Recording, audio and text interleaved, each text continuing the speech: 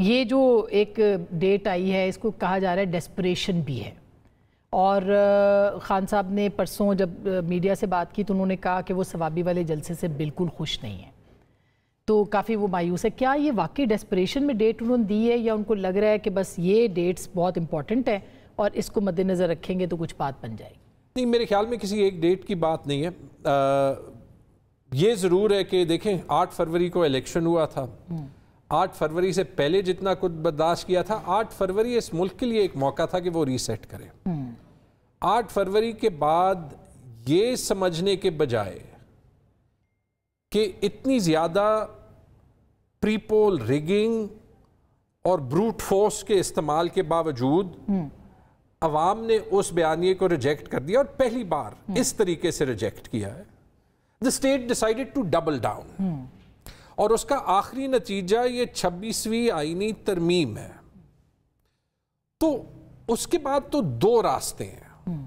ایک راستہ ہے کہ اس کو ایکسیپٹ کر لیں، لیکن آسمہ یہ میں آپ کو گارنٹی کرتا ہوں اس کو ایکسیپٹ کرنا آپ کے لیے، میرے لیے، چند صاحب کے لیے، ایون عقیل ملک کے لیے اچھا نہیں ہے۔ That is not a Pakistan anyone wants to live in۔ The other one is جتنی بھی جان ہو، بٹ ایک پرامن تحریک اپنی غلطیاں سیکھ کے ہم چلائیں until the day we are successful، کیونکہ ہر کرائسس میں ایک اپرچونٹی ہوتی ہے۔ اس تحریک کے بعد بھی تو ڈائیلاگ ہی ہوگا نا؟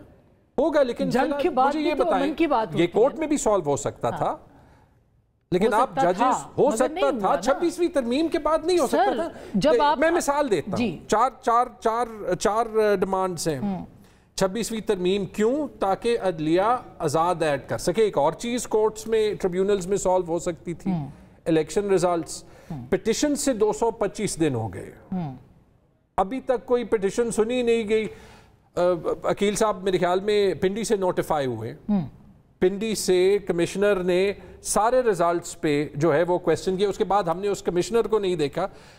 عقیل صاحب کی سیٹ کی میں آج بات کر رہا تھا، میں نے 2 ریزلٹس دیکھے۔ عقیل صاحب کا آفیشل ریزلٹ دیکھا ہے، 12,000 ووٹ پہ جیتے۔ انہی پریزائڈنگ آفیسرز نے 344 فارمز ہمارے نارتھ پنجاب کے پریزیڈنٹ تیمور ملک کی والدہ کو دیے، ان کی میرے خیال میں 56,000 ووٹ کی لیڈ ہے۔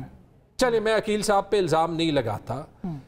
یہ اگر وہ جو میں نے آپ کو آلٹرنیٹیو ریالٹی دی ہے، اگر وہ سچ ہے تو یہ سارے پریزائڈنگ آفیسرز نے 2 سائن، کسی کو تو سالو کرنا چاہیے نا۔ اب اس میں سوری ایک سیکنڈ عقیل صاحب میں فنش کر دوں۔ میں نے کوشش کی ہے کہ آپ کو غلط طریقے سے آن دی اسپاٹ نہ ڈالوں، لیکن اگر یہ 2 ریزلٹس ہیں، ہر آر او کے نام پہ 2 فارمز ہیں، 2 گھنٹے نہیں لگیں گے یہ ڈٹرمن کرنے کے لیے کہ ریالٹی کیا ہے۔ لیکن سر، آپ جو خان صاحب نے مطالبات رکھے ہیں اس میں یہ کہیں نہیں ہے کہ الیکشن کو آپ کریں۔ یہ ہے پبلک مینڈیٹ کی ریٹرن۔ تیسرا مطالبہ دیکھیں، obviously یہ بنیادی ایک مطالبہ ہے، اگر ہم یہ ٹھیک کر دیں، آپ آج ٹروتھ اینڈ ریکنسیلیشن کر دیں۔ میں آپ کو یہ تھوڑا سا بتا دوں، دیکھیں ریزرویشنز ہماری ان سے زیادہ تھیں 2018 کے الیکشن میں، بٹ لیٹس ناٹ ڈویل ان 18 ہے نہیں نا، ابھی 24 پہ ہی آ جائیں۔ 24 کی میں حالت آپ کو بتا دوں کہ آپ کے سوات کا جو مراد سعید کا حلقہ ہے، پی ٹی آئی کے لوگوں نے مجھے بتایا، کہتے ہیں یہ 45-47 تو خدا کی قسم آپ بھول جائیں گے، جو جس طرح کی دھڑلے کے ساتھ انہوں نے وہاں پہ اتنی دھاندلی کی ہے، وہاں پہ آروز کے فارمز کو تو چھوڑیں، آپ صرف اور صرف وہ کاؤنٹر فوائلز دیکھ لیں، وہاں پہ نہ تو لوگوں کے انگوٹھے لگے ہیں اور وہ ویریفائی ہی نہیں ہو سکتے۔ And this is just 1 constituency Swat کے اندر۔ مولانا صاحب کی ریزرویشنز اب جہاں پہ حکومت ہے وہاں پہ پھر نام نہیں لیں گے۔ میں تو کہتا ہوں کہ NA1 سے شروع کریں، آل دا وے پورا کے پی آ جائیں، اور وہاں پہ جب آ جائیں مولانا صاحب کی ریزرویشنز ہیں، ANP کی ریزرویشنز ہیں، ہماری ریزرویشنز ہیں، پیپلز پارٹیز کی ریزرویشنز ہیں، مطلب وہاں پہ اگر ریزرویشن تو یہ بیٹھی ہے نہیں، میں ویسے ایک بات میں آپ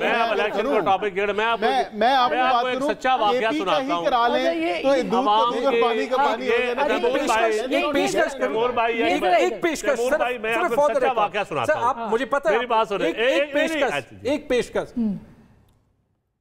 عقیل صاحب کا حلقہ کھول دیں، میں افیکٹیو میرا نہ کھولیں، میرا کھولیں، کے پی میں جو حلقہ چاہتے ہیں دونوں آپ کے صوبے میں تو